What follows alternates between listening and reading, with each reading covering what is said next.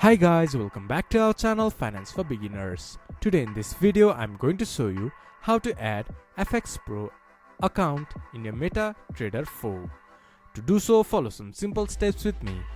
First of all, open your MetaTrader 4 application, then this type of interface will appear in your screen.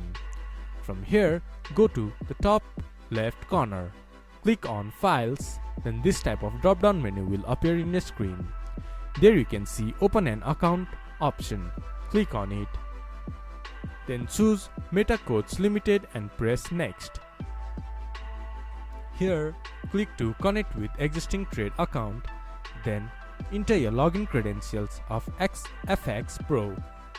Once you have entered your login credentials, choose the server of FXPRO. Then click to Finish. Then you will connect your FXPRO account in MetaTrader 4. This is how you can open FXPRO account in MetaTrader 4. This much for today's video. If you guys find our video helpful, please leave a like and comment. And do not forget to subscribe our channel and hit the bell icon. I'll see you guys again in our next video. Thank you for watching.